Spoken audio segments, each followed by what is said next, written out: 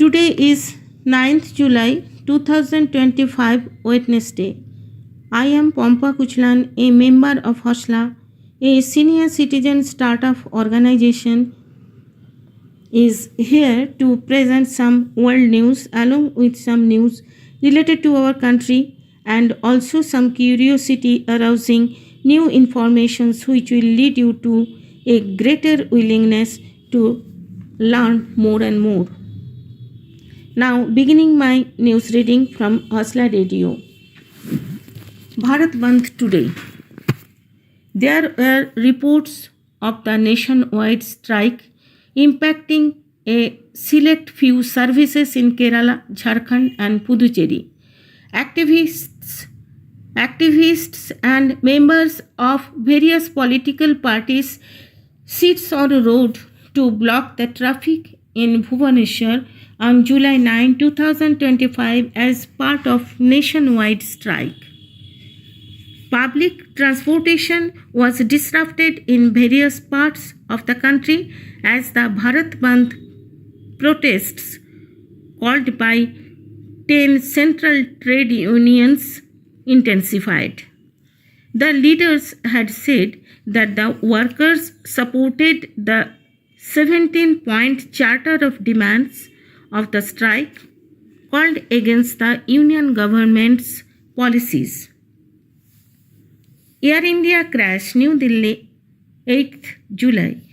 The Aircraft Accident Information Bureau has submitted the preliminary report of its investigation into Air India AI-171 plane crash of 12 June to the Ministry of Civil Aviation and other authorities.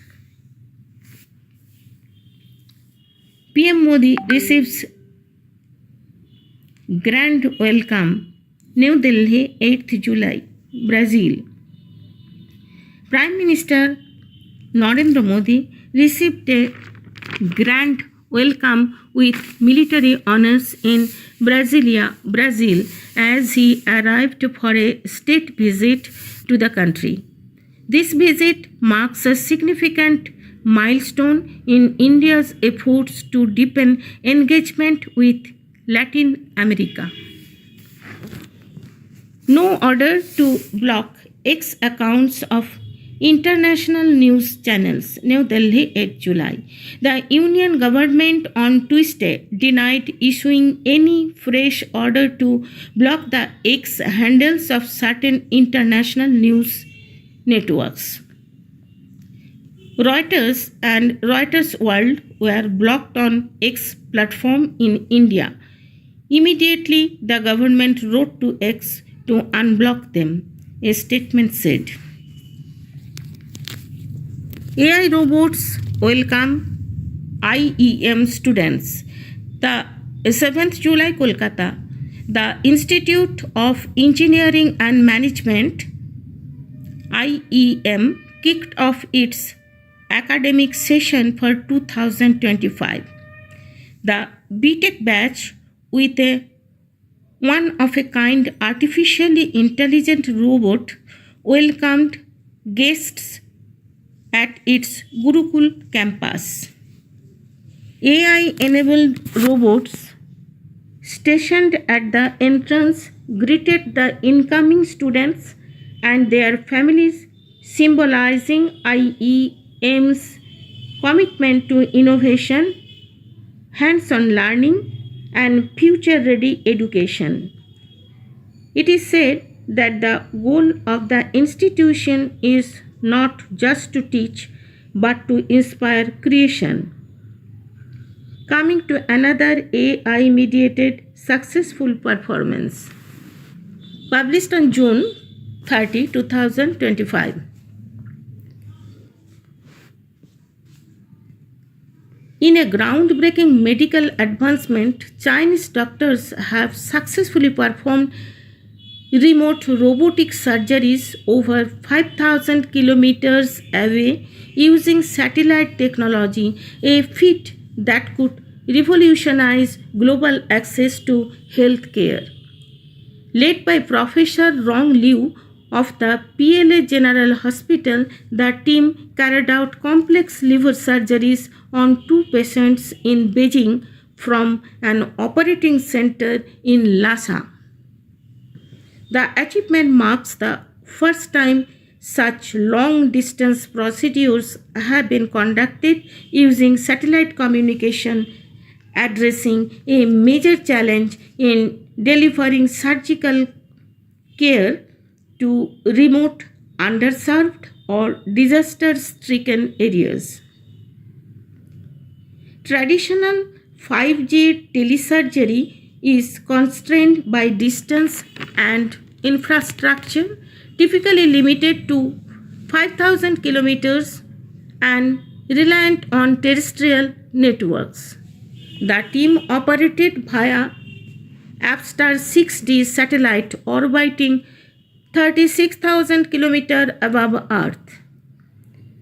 Surgeons successfully treated a 68-year-old liver cancer patient, a 56-year-old with hepatic hemangioma. The achievement builds on prior milestones, including a 2024 prostate removal in which Dr. Zhang Zhu operated from Rome to Beijing with only 135 millisecond latency. This breakthrough extends the effective range of surgical robots from 5,000 km to 150,000 km, making life-saving operation possible in battlefields, earthquake zones, and isolated regions. Cleaner than bottled water. The science behind astronauts sipping purified urine in space. As Indian astronaut Shubhangshu Shukla orbits the Earth aboard the International Space Station as part of Axiom 4 mission, one resource is more vital than any other: water.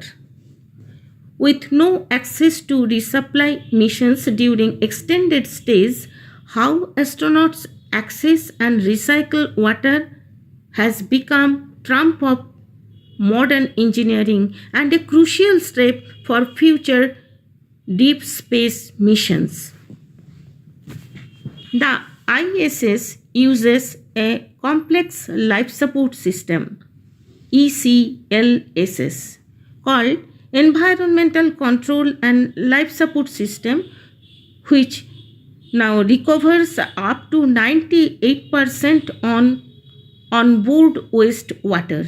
This includes urine, sweat, cabin humidity, and even used wash water. At the heart of this system, urine processor assembly, which uses vacuum distillation to recover water from urine. The resulting brine, which contains remaining moisture, is processed by the brine processor assembly, that is BPA. The BPA uses membrane technology and dry air to evaporate the remaining water from urine brine.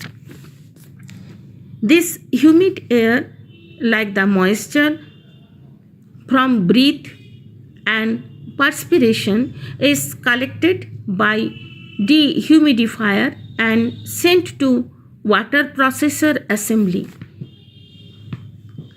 WPA. The WPA filters the water and purifies it further using a catalytic reactor.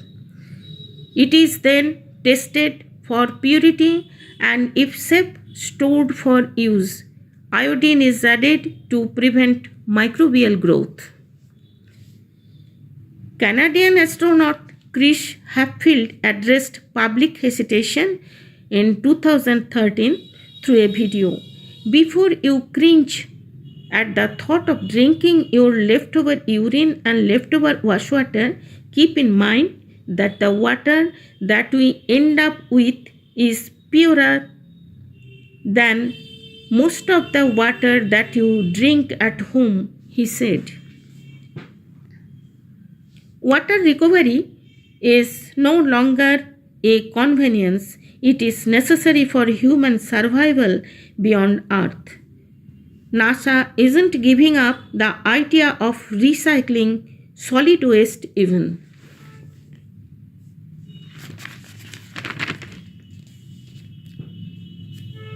Now coming to a very interesting news. Discovery of a 40,000-year-old Stone Age culture.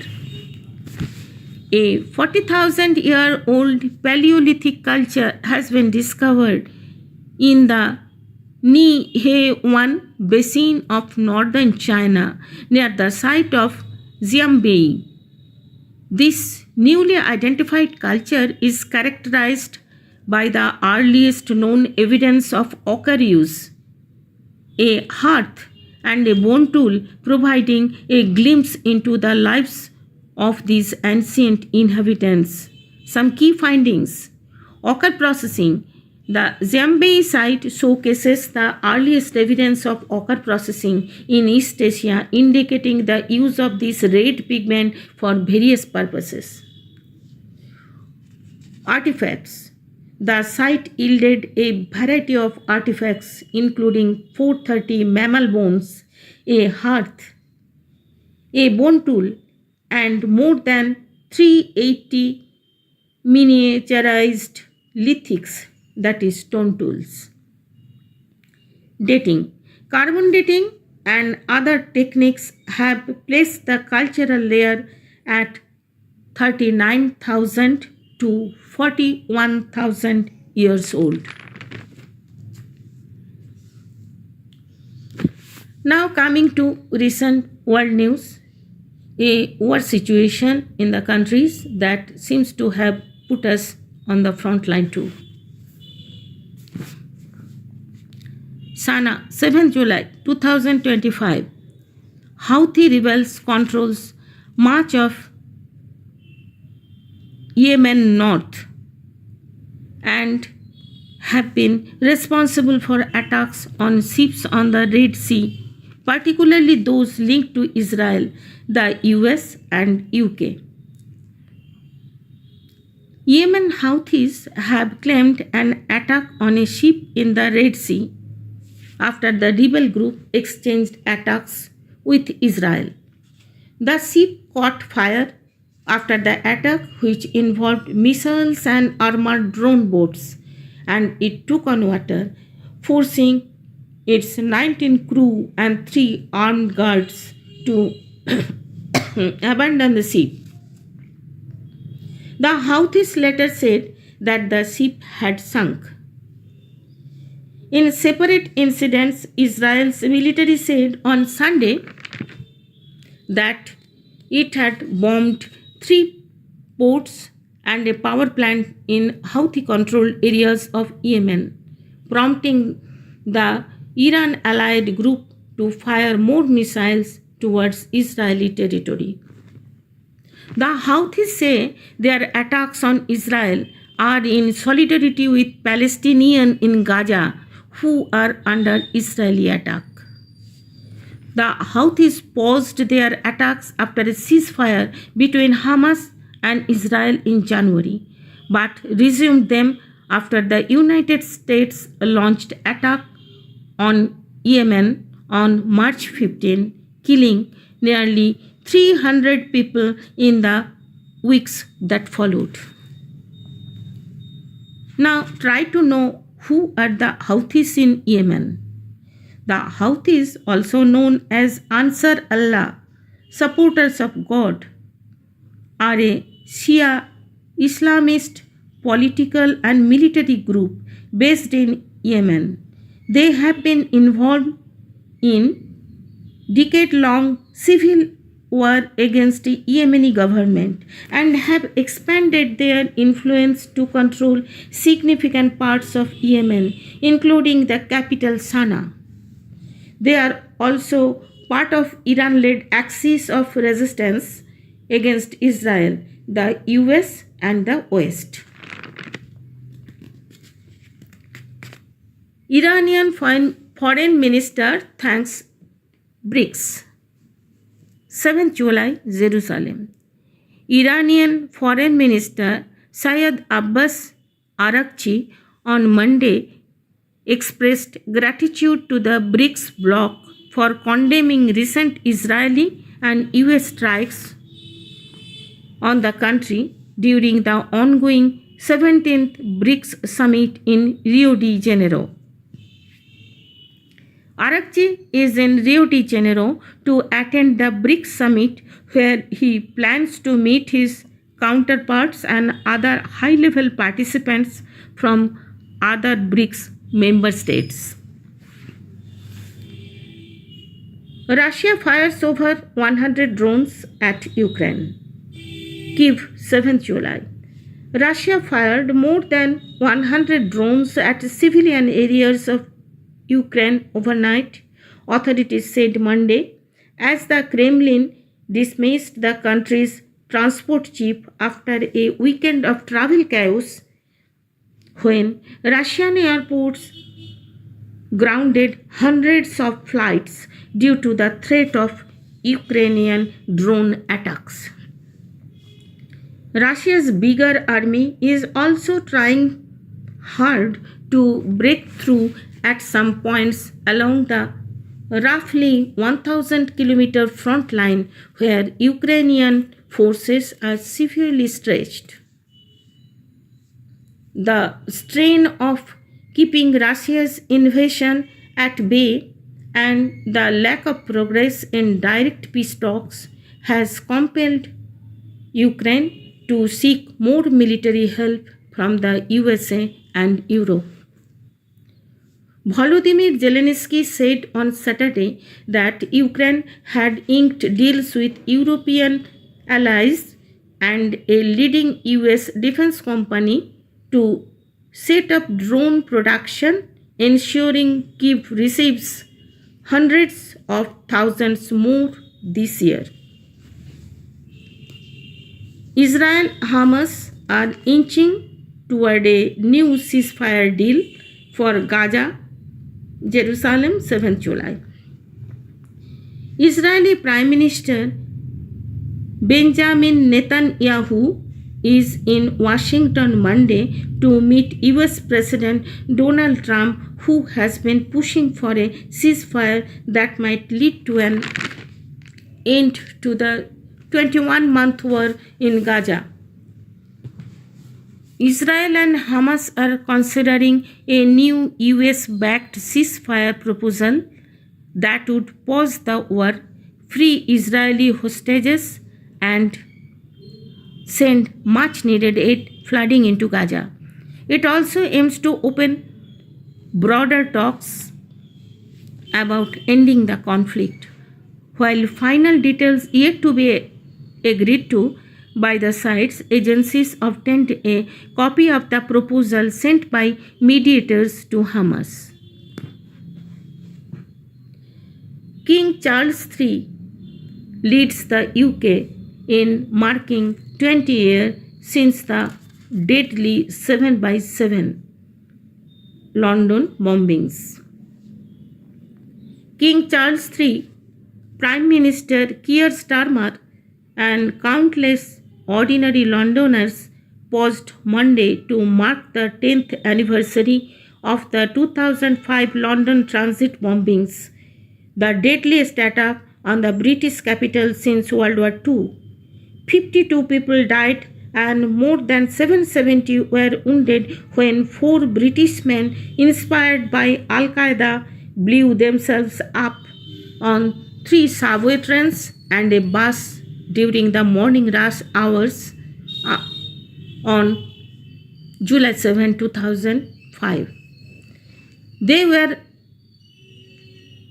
first suicide bombings on European soil. The king said in a message that his heartfelt thoughts and special prayers remain with all those whose lives were forever changed on that terrible summer day. Charles also held the spirit of unity and helped London and our nation to heal. A natural disaster in Indonesia. Eruption of Indonesia's Mount Laki volcano. Indonesia's rumbling Mount Laki erupted Monday, sending a column of volcanic materials as high as 18 kilometers into the sky, depositing ash on villages and leading to flight cancellations. The volcano has been at the highest alert level since last month and no casualties were immediately reported.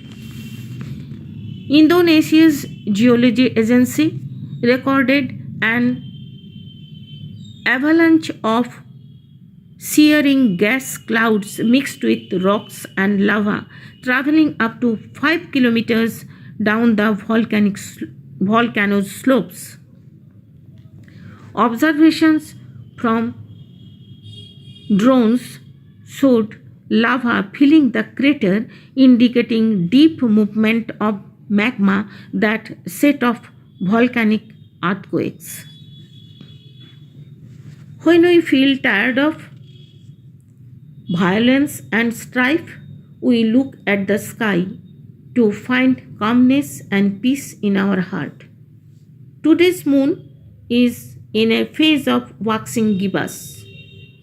The illuminated surface is 98% and growing larger. The lunar cycle is 13 days young.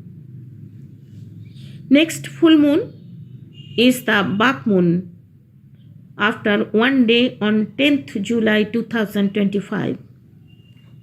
July's full moon.